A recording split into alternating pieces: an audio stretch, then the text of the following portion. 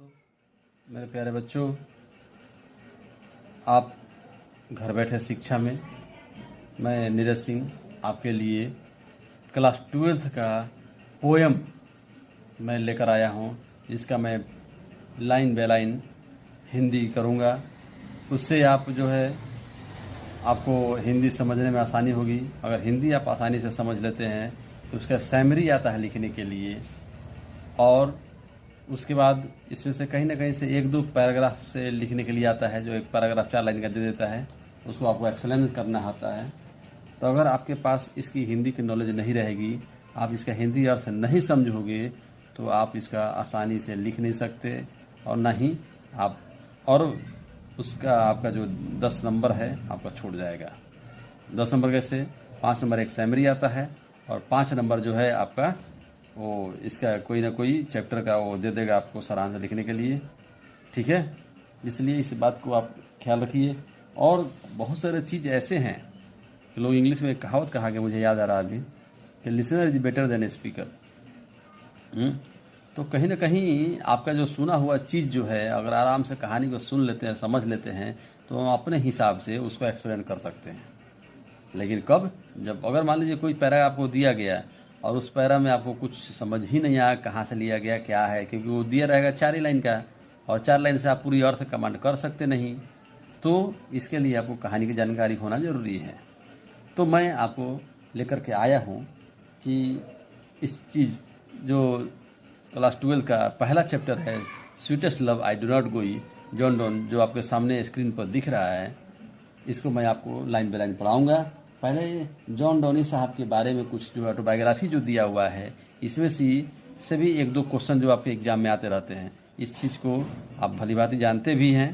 तो इसलिए हम जो जो चिन्ह लॉक करेंगे, वो मैंने पेंसिल नहीं लिया है, पेन लिया है, मैं देख लीजिए, तो आप उसको भी लॉक करिएगा और उसको बार बार क्लिक करिएगा, पढ़िएगा। वैसे मैं चैप्टर के अंत तक या 2-4 दिन के अंदर ही मैं आपको इस पूरे पोएम का एक सारांश का पूरा मैं बृहत ऑब्जेक्टिव क्वेश्चन डालूंगा, जिसको अगर आप बढ़िया से अगर पढ़ लेते हैं, सुन लेते हैं, पढ़ नहीं लेते हैं, अगर सुन लेते हैं, तो उससे ज़्यादा आपको एक क्वेश्चन भी नहीं आएगा, इसकी गारंटी है फुली हमारी। फिलहाल मैं एक चैप्टर आपके सामने प्रस्तुत कर रहा हूँ, देखते हैं कि कितने लोग हमारे देखने वाले हैं, कितने लोग को समझ में आता है। ठीक है, तो हम आते हैं sweetest love I do not गोई के बारे में जानकारी के लिए। चलिए ध्यान दीजिए, ज़्यादा बात नहीं लूँगा, लेकिन थोड़ा सा अगर समय लगे तो ज़रूर आप इसको लाइक करिएगा और सब्सक्राइब करना मत भूलिएगा। ठीक है, तो चलिए, ये है स्वीटेस्ट लव। स्वीटेस्ट लव अपने प्रीतम को बोला जाता है, जैसे स्वीट हार्ट बोला जाता है, स्वीटेस्ट लव बोला जाता है। आई डू नॉट गोई, गोई शब्द जो लगा हुआ है, ये दिख रहा है आप, गोई कोई शब्द नहीं है, अंग्रेज जो बोलते हैं गोई बोलते हैं। इंग्लैंड में ये शब्द जो है गोई लिखा जाता है और ये एक्चुअल में शब्द है गो। ठीक है, तो वहाँ पर कुछ ऐसे ऐसे शब्द इसमें मिलेंगे जो आपको मैं बताते जाऊँगा कि कहाँ पर इसका अर्थ है, लेकिन फिलहाल आप इसको गोई को गो समझिएगा। ठीक है, sweetest love I do not गो, मतलब एक कवि कहता है, जॉन डोनी साहब जो है, ये जो आपको स्क्रीन पर फोटो दिख रहा है, जॉन डोनी साहब हैं। ठीक है, कहते हैं, ये पहले इनके बारे में कुछ पढ़ लेते हैं, क्या कहते हैं उनके बारे में हम देखेंगे। जॉन डोनी 1572 से 1631 ईस्वी में, इनका 72 में जन्म। ये डेट याद रखिएगा, एक बात बोल रहा हूँ मैं, ये डेट आपको याद रखना है, क्योंकि 2 नंबर का क्वेश्चन और कौन से पूरे चैप्टर में से कौन सा चैप्टर से आएगा, इसकी कोई गारंटी नहीं है। तो आप इसको डेट को आपको याद रखना है। ऐसे नहीं भी याद रखेंगे तो मैं आपको अभी थोड़ी देर के बाद में, मतलब 1-2 चैप्टर पढ़ाऊंगा, या उससे पहले भी मैं आपको ऑब्जेक्टिव क्वेश्चन का पूरा बृहद करीब 120 क्वेश्चन के आसपास में देने जा रहा हूँ। क्वेश्चन को पढ़ लेंगे अगर आप, तो आप समझ लीजिए कि आपका पूरी तैयारी हो गया। फिर भी मैं आपको एक चैप्टर का सारांश, इसका आपको हिंदी लाइन बाय लाइन बता रहा हूँ। देखिए, जॉन डोनी 1572 से 1631 तक रहे बेचारे। ये the pioneer of a new kind of lyrical, क्या लिखा है? Pioneer of a new type of lyrical, लिखा है कि आत्म विषयक, लिखा क्या है? The pioneer of a new kind of lyrical and historical verse called metaphysical was born in London into a prosperous Roman Catholic family of traders at a time। कहते हैं कि याद विषयक कही जाने वाली एक जो हास्यात्मक लैरिकल हिस्टोरिकल वर्स बोल रहा है ना, ये हास्यात्मक कविता के एक नए ढंग की खोज करने वाले जॉन डोनी जो है का जन्म, जो इनका जन्म इतना समय हुआ, जॉन डोनी का जन्म जो है लंदन के, कहाँ भैया, was born in London, London के एक संपन्न रोमन कैथोलिक फैमिली में हुआ था। कहाँ हुआ था भाई? एक रोमन कैथोलिक फैमिली में हुआ था। कब हुआ था? Traders at a time when England was strongly anti Catholic Donne, anti Catholic यहाँ पर स्टॉप मारा हुआ है, तो यहाँ तक लिखा है कि जब उस समय हुआ जब इंग्लैंड में कैथोलिक विरोधी विचारधारा वाला एक देश था। ठीक है, तो दिक्कत आगे बोलते हैं कि Donne was force to leave, इनको निकाल दिया गया। क्या किया गया? लिखा वाज फोर्स टू लीव, जबरदस्ती निकाल दिया गया। कहाँ से? लिखा ऑक्सफोर्ड यूनिवर्सिटी से इनको जबरदस्ती निकाल के दिया। क्या है भाई? विदाउट अ डिग्री, बिना डिग्री के इनको जो है जबरदस्ती निकाल दिया गया, क्योंकि ऑफ हिज रिलीजन, क्योंकि इनका धर्म से संबंधित कुछ हुआ होगा, इसलिए उनको जो जबरदस्ती निकाल दिया गया है। धर्म के कारण कुछ बातें हुई होगी, अब उस समय क्या है, एंटी विरोधी पार्टी तो चलती थी, तो वहां पर जो है इस तरह की बातें हुई, जिसकी वजह से इनको उस समय ये निकाल दिया गया। समझ रहे बात को? थोड़ा सा लाइटिंग की प्रॉब्लम हुई होगी, तो खैर कोई बात नहीं। अब आते हैं हम लेंगे यहाँ पर कि ही स्टडीड लॉ, ये क्या कर रहे हैं भैया? ये जो है लॉ की भी पढ़ाई कर रहे हैं यहाँ पर। उसके बाद लिखा है कि रीड थियोलॉजी है। अब जो है ये अध्यात्म की भी अध्ययन कर रहे हैं, थियोलॉजी में अध्यात्म होता है, अध्यात्म का भी अध्ययन कर रहे हैं इन्होंने। उसके बाद लिखा है कि he also participated in 2 novel expedition है, 2 नौसेना लिखा है कि नोवल एक्सपेडिशन 2 नौसेना and become secretary to a powerful noble, लिखा है कि 2 नौसेना यात्रा जो है अभियानों में इन्होंने भाग लिया है। और लिखा है कि a job he lost when he was briefly sent to a prison for secretly marrying his patrons niece। अब देखिए, जिसके घर में ये रहते थे, जहाँ इनको आश्रय मिला था, उसी के भतीजी से ये शादी कर लिए चुपके, और इसी कारण से ये अपनी जॉब भी खो दिए, और क्या हो गया, लिखा है कि सेंट टू प्रिजन, और जेल भी भेज दिए गए। अब आगे की बात आती है कि इन 1615 ईस्वी में एट द एज, इतना 1615 में एज कितना था? 42 वर्ष की।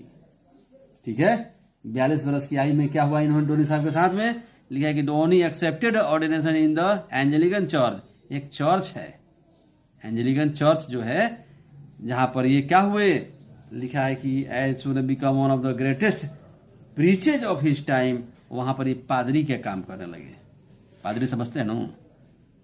पादरी जो वो होता है जो जैसे मंदिर में पंडित होते हैं, मौलवी मस्जिद में होते हैं, इसी तरह से ये पादरी होते हैं। वहाँ का सीनियर जो होता है, जो भी बोलने चालने वाला जो होता है, पुजारी होता है, उसको पादरी बोलते हैं। तो अपने समय के सबसे अधिकतम, समझ लीजिए, सबसे अधिकतम ये कह सकते कि महानतम उपदेशक बन गए। ठीक, in love lyrical Donne broke completely with the Petrarchan tradition. अब क्या हुआ भैया, कि बोलता है कि काव्य के प्रति अपने प्रेम में डोनी साहब जो हैं पुरानी परंपराओं को पूर्णतया जो है छोड़ दिया। समझ रहे हैं आप? पूर्णतया छोड़ दिया इन्होंने। मतलब देखिए, अब देखिए साथ ऐसे कहावत है, मुझे याद नहीं आ रहा है, लेकिन जैसे जैसे समाज मिलता है वैसे वैसे आदमी की विचारधाराएं भी बदलती जाती है। अब ये पादरी का जब पद संभाला इन्होंने, तो क्या हुआ कि ये इनकी बोली वचन भी बदल। ऐसे तो बहुत काव्य तरह के आदमी थे ही, कुछ दिमाग तो था ही, ऐसे सबकी थोड़ी बन सकता है, लेकिन फिर भी इनकी वजन बातों में जो आई, और लगा कि नहीं, ये सचमुच के इंटेलेक्चुअल व्यक्ति थे। आगे लिखा है इसमें क्या है कि इंट्रोड्यूसिंग अपना परिचय कैसे दिलवाया इन्होंने, इंटेलेक्चुअल बौद्धित्मक होता है, एंड कोलिक्युअल टोन में। अब समझिए, बौद्धिक एवं सामान्य बोलचाल जो है इनकी, ये स्तर को अपना परिचय करवाया। मतलब एक धर्म के क्षेत्र से भी ये कमजोर नहीं थे। His love poems use the latest discoveries of science and geography or to hammer home a point and combine passion with verbal and intellectual teasing. एक कवि कहता है कि क्या कि एक बौद्धिक एवं सामान्य बोलचाल योग्य स्वर का परिचय इन्होंने जब करवाया, तो उसके बाद की कह रहा है कि उनकी प्रणय कविताएं किसी बिंदु पर जोर देने हेतु, कोई भी अगर बोलते हैं तो उसके बातों में जो एक वजन होता है, शाब्दिक उसका अर्थ होता है। ऐसे बोलते हैं सर, गजब की आप बात कर रहे हैं आप। तो उनमें बौद्धिक भी बातें हुई, सामान्य तरह की बातें हुई, लेकिन उसमें किस सब्जेक्ट का मिश्रण हुआ भाई, समावेश हुआ। तो लिखा कि भौगोलिक खोज, वैज्ञानिक एवं भौगोलिक खोजों का इस्तेमाल करती है।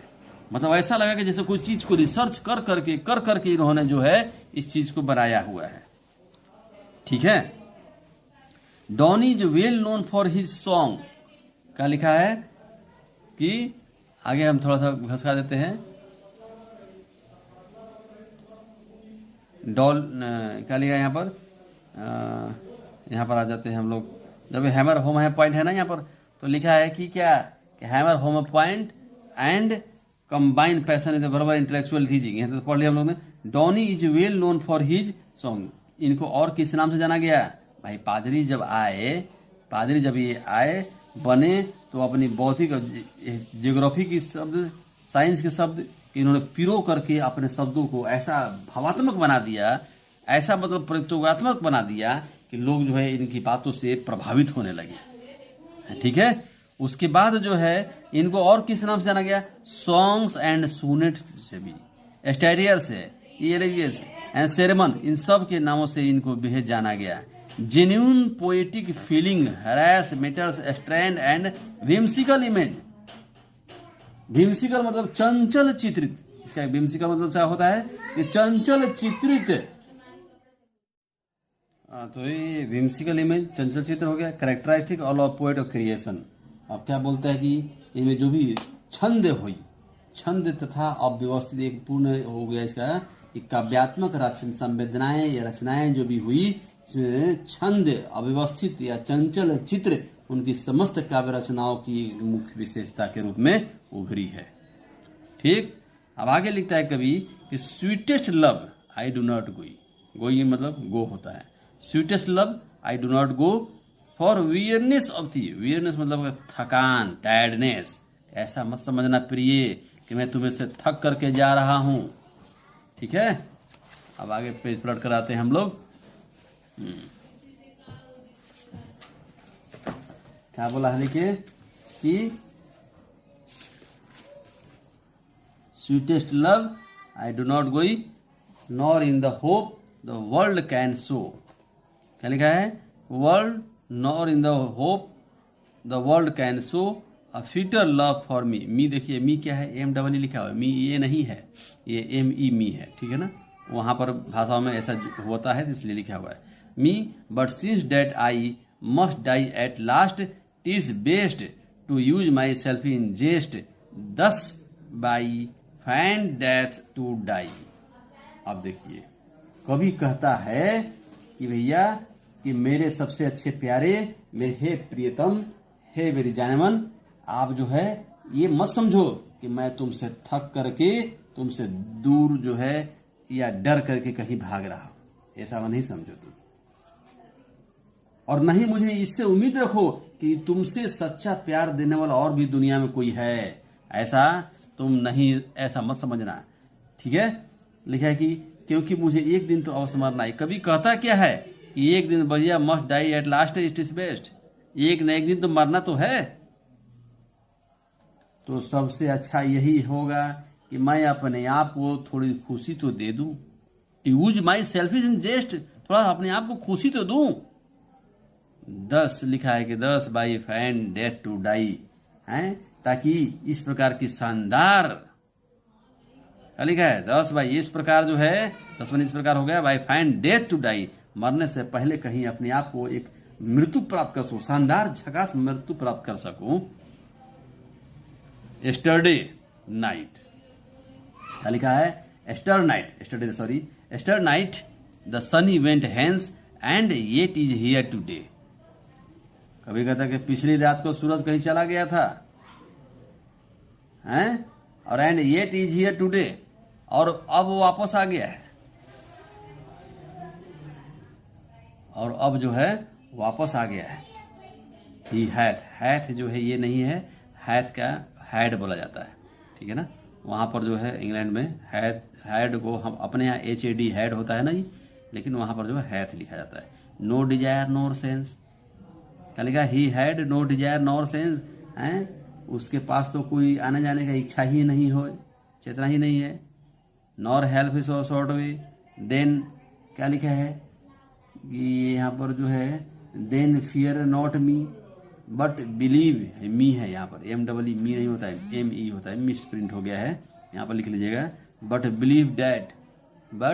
Believe that I shall make superior journey, क्या है, superior journey since I take, ठीक है, लिखा है more wings supreme than he, क्या लिखा है, ही, आप देखो HEE ही लिखा था, ऐसा ही मत समझना अपने आपको, ठीक है ना।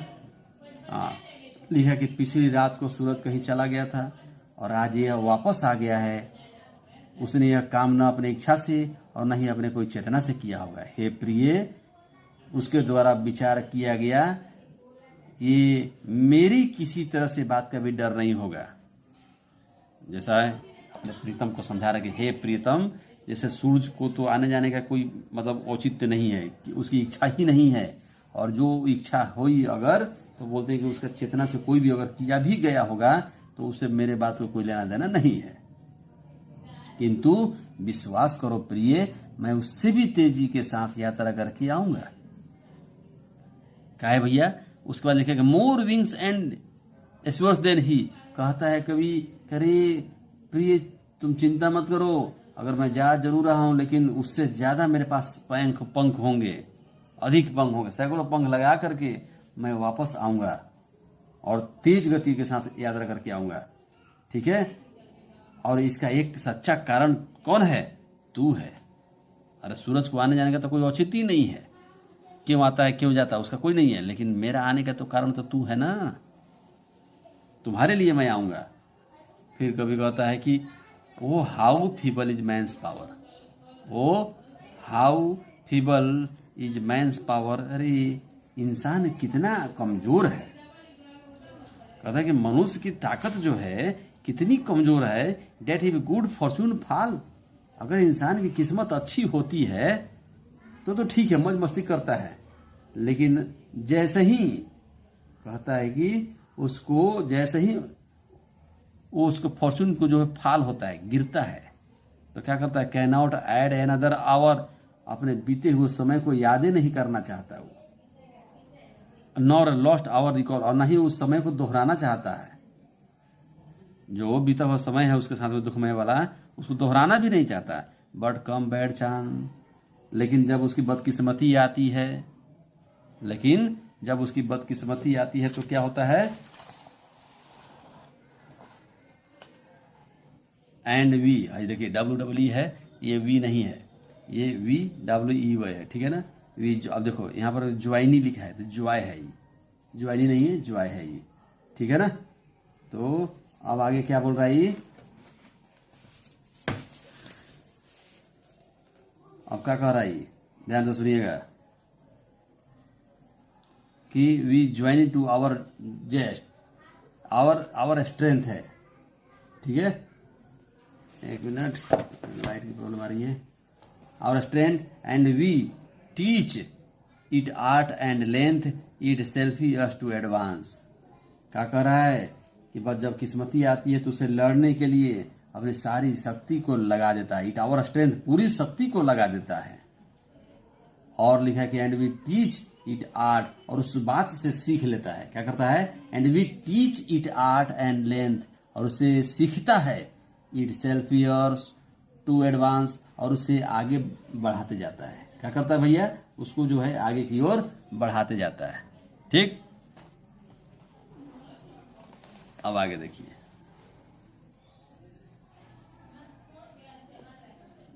अब लिखे आगे और आगे कर दे थोड़ा सा, अभी और है, चलिए यहाँ तक देख लेते हैं। वेन, क्या लिखा है, वेन थू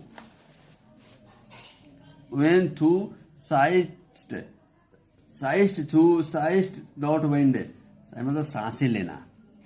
क्या करते हैं भाई, word sight is by soul away, तो कहता है कि जब तुम हे प्रिय, कभी जो है अपनी प्रीतम से बहुत प्यार करता है और उससे उसकी परीक्षा लेना चाहता है। थोड़ा मजाकिया किस्म के इंसान है बेचारे डोनी साहब, अपनी प्रीतम से क्या करते हैं, मजाक करते हैं और कहते हैं, लेकिन उसको मजाक नहीं समझ में आ रहा है, उसको सीरियस समझ में आ रहा है, प्रीतम को मजाक नहीं समझ में आता है। कभी ऐसा करना भी मत।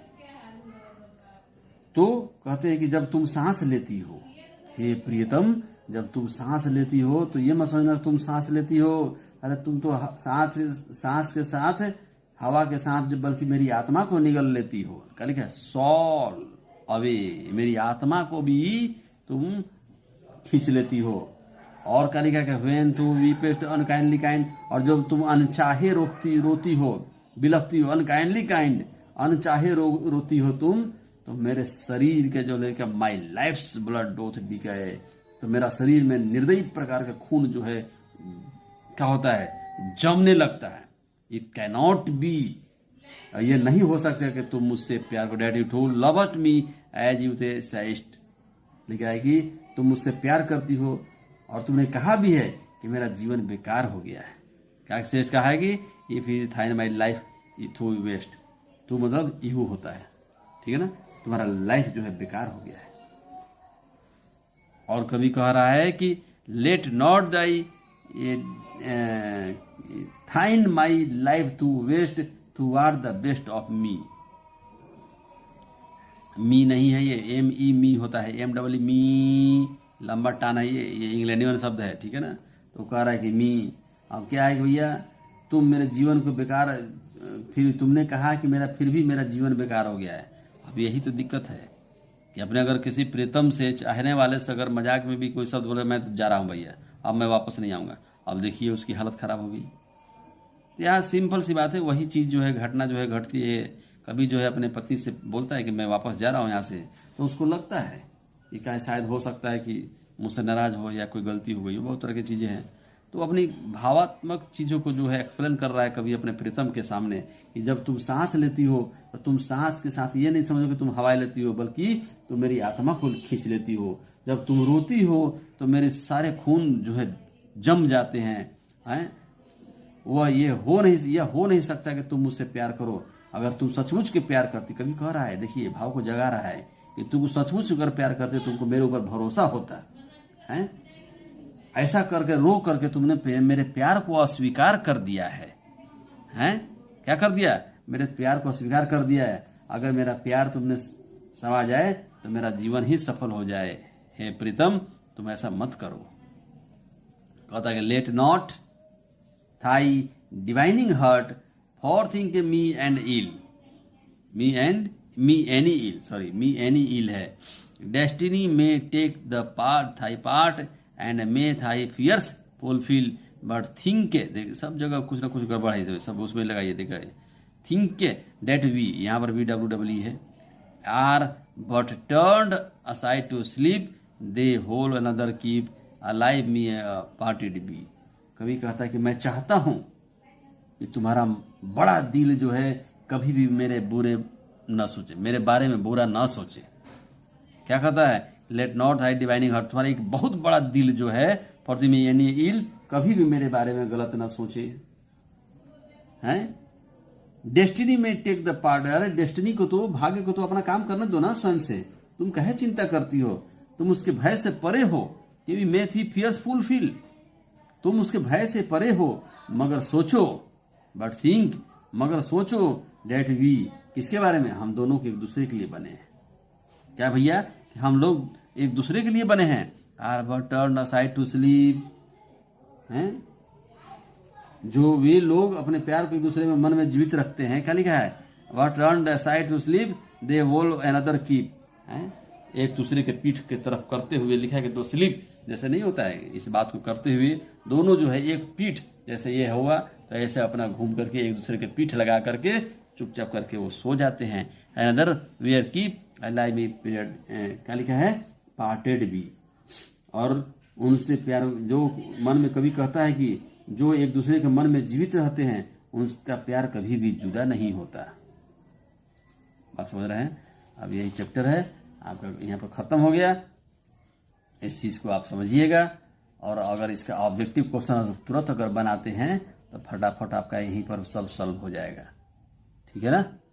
हाँ, तो इस कभी का मतलब मिला जुला कर कहना क्या है, कभी कहते हैं, एक बार आप सुन लीजिए ध्यान से, कभी कहता है कि हे प्रियतम मैं तुमसे दूर नहीं जा रहा हूँ, और ना ये मत समझना कि मैं तुमसे थक करके जा रहा हूँ, हैं, तुमसे डर के जा रहा हूँ, और नहीं ये तुम समझना कि मैं तुमसे ज़्यादा कोई प्यार देने वाला है उसके पास जा रहा हूँ। हे प्रियतम, सबको एक दिन तो मरना ही है। सबसे अच्छा यही होगा कि अपने आप को थोड़ी सी खुशियाँ दें और ऐसे मृत्यु को हम लोग शानदार प्राप्त कर सके।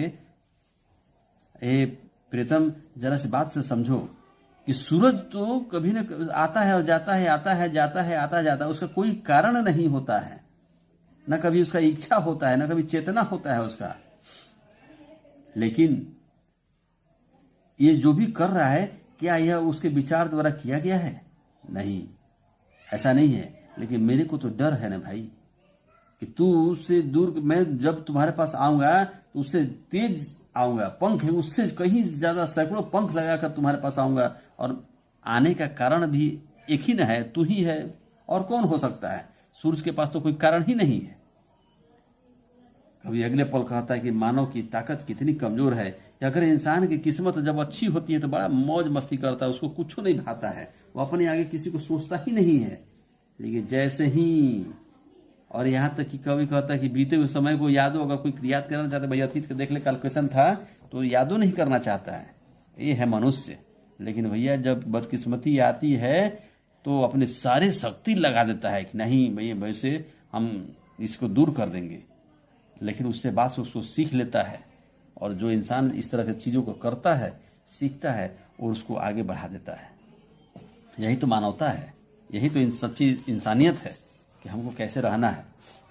कभी ये दूसरा साथ में कहता है कि जब तुम सांस लेती हो तो ये बस समझना कि तुम सांसें लेती हो, आहें भरती हो, अरे मैं उसके साथ मेरी आत्मा को भी खींच लेती हो तुम, हैं, मेरी आत्मा को भी झंझोर देती हो तुम, हैं, मेरा खून उस समय जो है शरीर एकदम कांपने लगता है, जैसे आदमी नहीं होता है अगर प्यार मोहब्बत से कोई गुजरा हुआ हो, अगर उस तरह से कोई बोल दे कर दे तो ऐसा लगता है कि शरीर में जान ही नहीं है, एकदम सन्नाटा छा जाता है, एकदम ऐसा लगता है कि वो निर्जीव हो गया है।